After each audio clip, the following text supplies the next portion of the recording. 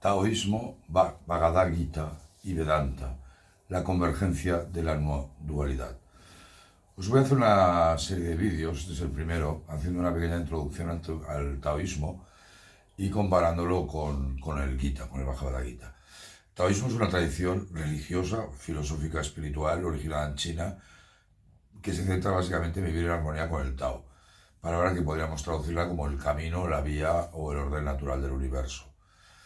El Tao Te Ching, el libro clásico del camino de su virtud, podríamos traducirlo así, es atribuido a Lao Tse, que es uno de los textos que más ha influido en la cultura china y en la conformación posterior del taoísmo.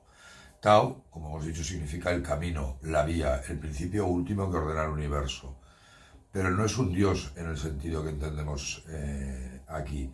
Es el principio fundamental que todo lo sostiene, todo, absolutamente todo, surge del Tao y vuelve a él. Y es ahí donde podemos observar la no dualidad, que es prácticamente igual a la visión del Advaita Vedanta del hinduismo, también explicada en el Bhagavad Gita. Te, de Tao Te Ching, Te querría decir como la virtud o el poder o el carácter moral, pero no en el sentido que tenemos de moralidad de Occidente.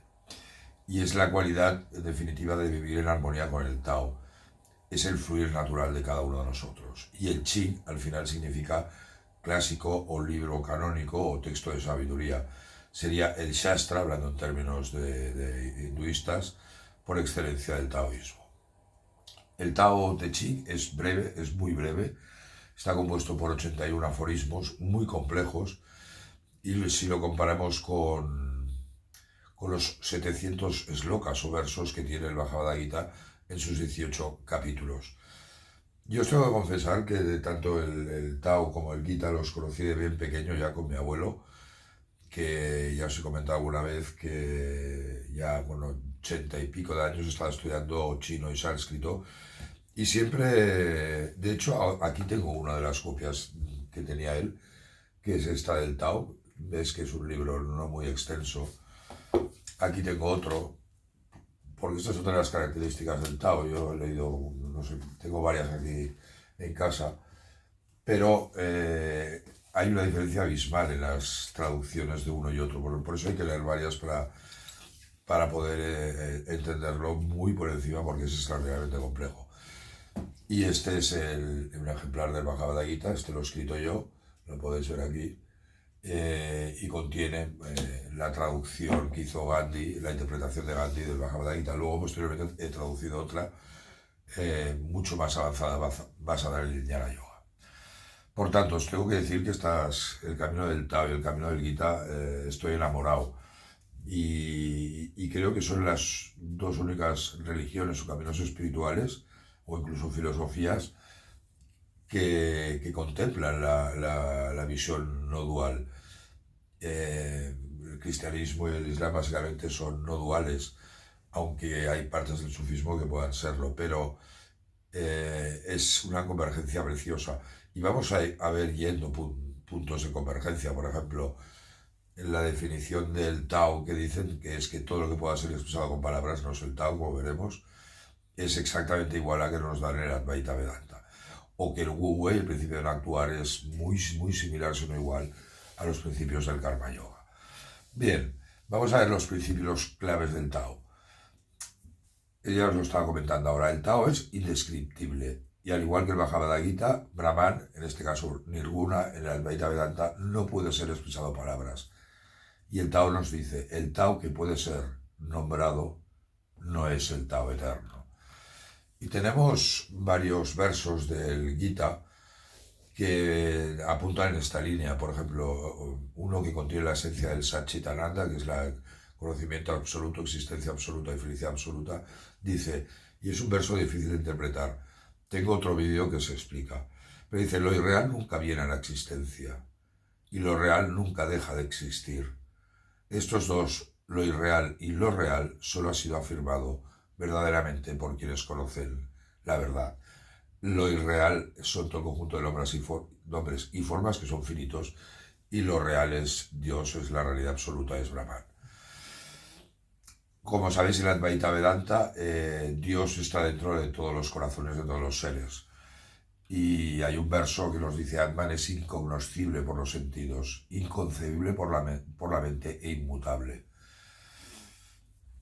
Y también, para que veáis que no se limita solo al Gita, en el Brihadaranyaka Upanishad, que es precioso, dice: el Brahman que tiene nombre y forma es solo el Brahman inferior. Aquello que no tiene nombre ni forma, eso es el Brahman supremo. O en palabras de Sri Ramakrishna nos decía: Brahman está más allá de la mente y de las palabras. Es una coincidencia importantísima. El Tao y el Brahman sin nombre ni formas coinciden absolutamente. Hay un principio fundamental, el Wu Wei, que es la no acción o la acción sin esfuerzo, que es muy difícil de entender, sobre todo para el occidental, y lo iremos viendo en otro vídeo, pero hay un aforismo, el 48, que nos dice: cuando nada se hace, nada se queda sin hacer. Lo repito porque es importante. Cuando nada se hace, nada queda sin hacer. Reflexionar sobre este verso. Y en el Gita, Krishna nos enseña el Karma Yoga, es la acción desapegada. Y de los muchos versos que hay, os he escogido uno que es: así como el ignorante trabaja apegado a la acción, el sabio debe actuar sin apego, deseando el bienestar del mundo. Otro principio fundamental es el yin y el yang, que son las dualidades, noche-día, frío-calor. Cuando estas dualidades, el yin y el yang, están en equilibrio, son la base de la armonía. En el Gita también nos explica de las gunas, que cuando esas tres gunas están en equilibrio se produce la armonía, ¿no? Pero os leo el aforismo 42, que dice: todo lleva el yin en su espalda y abraza el yang en su pecho. Al fundirse los dos soplos, nace la armonía. El Gita insiste en la necesidad imperiosa de liberarse de los pares de opuestos, de las dualidades. Como por ejemplo nos explica Krishna en el yoga de la ecuanimidad, y nos dice: el contacto de los sentidos con los objetos produce frío y calor, dolor y placer. Estas experiencias van y vienen, no son permanentes, por tanto, sopórtalas. Otro punto de coincidencia entre el Tao y el Gita es el control del ego y del deseo. Yo creo que eso en todos los caminos espirituales está. Pero tanto en el Tao como en el Gita, el autocontrol, la eliminación del ego y el control de los deseos son fundamentales. Y el aforismo 37 del Tao nos dice: cuando no hay deseos, todo está en paz. Y hay un verso del capítulo 3, 40 del Gita, que nos dice: el deseo, que es kama en sánscrito, mora en los sentidos, la mente y el intelecto. Mediante ellos engaña el conocimiento del alma encarnada. Es decir, si no controlas los sentidos, el deseo, va a ser imposible que realices a tu alma infinita. Otras enseñanzas claves del Tao son vivir en armonía con la naturaleza. El Tao propone retornar a la simplicidad, y es un concepto importantísimo. De hecho, hay empresas chinas que apuestan por la simplicidad en el diseño, como creo que es Huawei, ahora no estoy seguro, pero creo que es Huawei. Y es decir, dejar de forzar las cosas, observar cómo funciona la naturaleza y armonizarse en ello. Hay un verso precioso, es una mezcla lo que estoy haciendo entre el 2 y el 34 del Tao, que dice: el Tao hace todas las cosas y no las posee. Actúa, pero no espera recompensa. Cumple su gloria y no se vanagloria. Precisamente porque no se vanagloria, su mérito no desaparece. El Gita también nos explica la necesidad de vivir en armonía con el mundo. Y hay un verso precioso que nos dice: quien no causa problemas al mundo, a quien el mundo no le causa problemas, y está libre de irritación, resentimiento, miedo y vejación, ese hombre es amado por mí. En el Gita, Prakriti es la raíz de todo lo manifestado. En el Advaita Vedanta, Prakriti termina siendo vista como la maya, la ilusión de Brahman, y por tanto el Brahman no es diferente del Tao sin nombre. Y hay un verso del Gita que nos explica Brahman, dice: el gran Prakriti es mi vientre donde deposito la semilla de la vida, y de allí nacen todos los seres. Cualquiera que sea la forma que se produzca en cualquier útero, La gran Prakriti es su útero y yo soy el padre que da la semilla. En el Gita, el ser humano siempre debe actuar conforme a su Swadharma, tu deber personal. La inacción no es posible. Nadie puede estar sin actuar. Respirar, hablar es actuar. Y el yogi debe armonizarse, por tanto, con la naturaleza, con esa Prakriti que hemos dicho, pero también con el yoga. Hay un verso precioso que dice: por lo tanto debes realizar tus deberes prescritos por los shastras, ya que la acción es superior a la inacción. En la inacción incluso el mantenimiento del propio cuerpo no sería posible. Y en el capítulo sobre la meditación, Krishna nos dice: el sabio armonizado en el yoga ve al ser en todos los seres y todos los seres en el ser. Él ve lo mismo en todas partes. Es el concepto de la unidad y diversidad. El todo es uno, que es perfectamente compatible con el Tao y el Advaita Vedanta. Otro concepto que suelen utilizar mucho es el concepto de lo suave y lo sutil. El Tao se basa en el agua para explicarlo. El agua es suave, pero es también muy poderosa. Se adapta a todo. El agua vence por resistencia, no por fuerza. Nada en el mundo es más blando y débil que el agua. Pero para atacarlo duro y fuerte, nada puede superarlo. Es el aforismo 78 del Tao. Y en el Gita vemos que Krishna afirma que él, como hemos comentado, está en todos los seres, usando el concepto sutil, que lo vamos a ver muy a menudo en el Gita. Y dice: él está fuera y dentro de todos los seres vivos. Es inmóvil, pero también se mueve. Es incomprensible porque es sutil. Está muy lejos y sin embargo muy cerca. Otro concepto que coincide en el Tao y el Gita es referente al arte de gobernar. El Tao contiene directrices sobre la necesidad de liderar desde la no imposición. El mejor líder es el que actúa con la misma intervención, evitando imponer. El mejor líder cultiva la sabiduría, pero no el poder. Y el aforismo 17 nos dice: el mejor gobernante es aquel cuya existencia apenas se nota. Pero en el Bhagavad Gita el enfoque es diferente.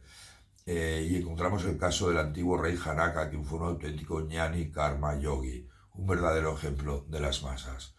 Y este verso dice: el rey Janaka y otros reyes alcanzaron la perfección al realizar sus deberes prescritos, su Swadharma, incluso teniendo en cuenta la necesidad de mostrar el camino correcto a las masas. Debes trabajar.